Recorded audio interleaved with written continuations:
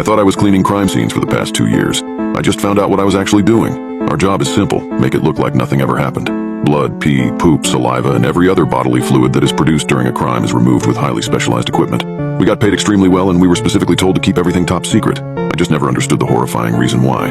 We protect ourselves, of course. The hazmat style suits we wear are practically impenetrable, along with gloves and proper foot protection. The company I work for is very small, and by small I mean 3 people. 3 people. My partner Zeke, my boss, Jimmy Wayne Folsom, and myself. My name is Lamont Jones, no nickname, just Lamont. My boss says the reason he runs a 2-person show is because it ensures that we get paid as much as possible. But I was always suspicious that there might be a different reason behind why we stay so private. I'm not going to complain though. The paychecks have been really good and paid for the last 2 years of my college education, and gave me something to put on my job history. The cleanup jobs have been pretty standard recently. Wednesday we had a cell phone alive that didn't require much work, just replacing carpet, cleaning the walls, and removing a queen-size bed.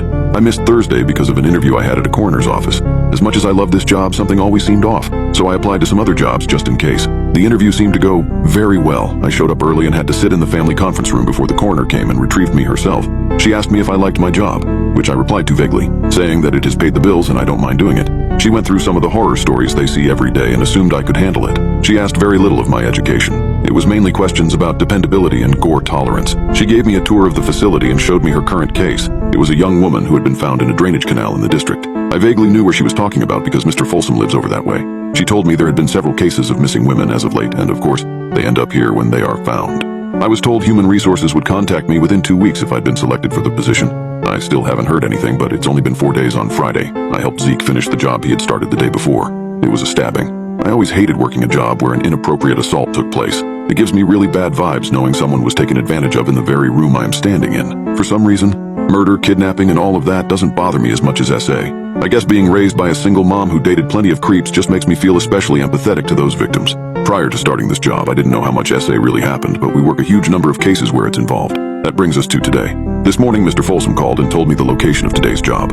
It was a woman who had been strangled and once again, inappropriately assaulted.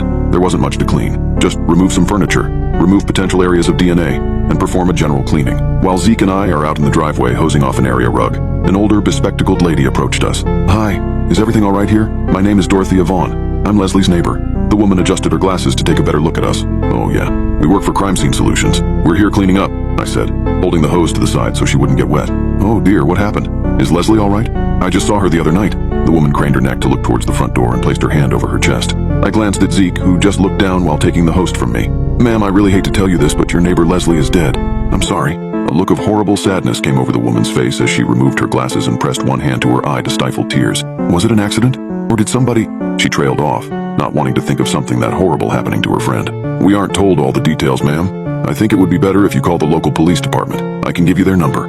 I started to pull out my phone to give her the city PD's number when she waved her hand to stop me. "I'll just ask them when they get here.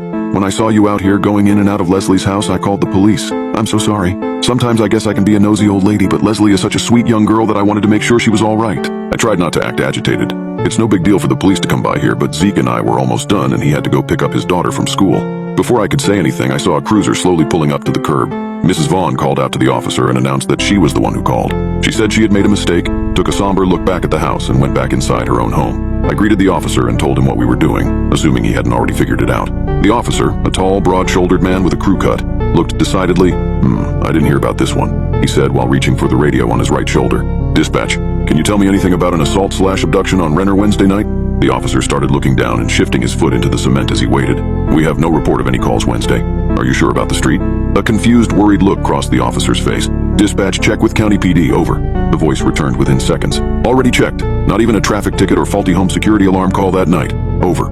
Greatly confused, I shot a look at Zeke, who had frozen wrapping up the hose. I reiterated to the officer the name of the victim and our company name while he was already calling for backup. It turns out Leslie Knapp, the missing woman, was indeed missing. She hadn't been seen the past 2 days prior to our work order. The problem was the police had not been notified of her disappearance or a crime taking place at her home. Our boss, well, my former boss, Jimmy Wayne Folsom, had been a very successful serial murderer. However, things were not as simple as handing Folsom over to the police. We tried contacting him after our encounter with the officer, but unsurprisingly there was no answer. His house was vacant, completely cleaned out, as if he had never lived there. He was gone, vanished into thin air, leaving no trace behind. It was as if he'd known that this day was coming and had prepared for it. As we went through the cases we had worked on, the sheer number of victims shook me. Each location a place where an innocent life was brutally ended. I thought I was cleaning up the aftermath, making things right in my own little way. But in reality, I was helping him, covering his tracks. The next day, the police showed up at my doorstep. They had a lot of questions. They asked about Folsom, about the job, how we got the work orders, every detail they could squeeze out. I answered as truthfully as I could, my mind still in a haze, still trying to process everything. Meanwhile, Zeke wasn't handling the situation too well. He had a daughter, and this whole thing was hitting him hard. His face was pale, eyes wide and vacant. The realization that we had been aiding and abetting a serial murderer was a hard pill to swallow. The guilt was eating at him. After hours of questioning, the police left, but not before giving us a stern warning to not leave town. Zeke went home and I was left alone with my thoughts. My phone buzzed, breaking the silence of the room. It was a text from an unknown number. I opened it, and a chill ran down my spine. The message read, "Well done, Lamont. You've been a great help. Best of luck with your new job."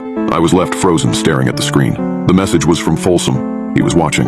I just hope I won't be his next victim.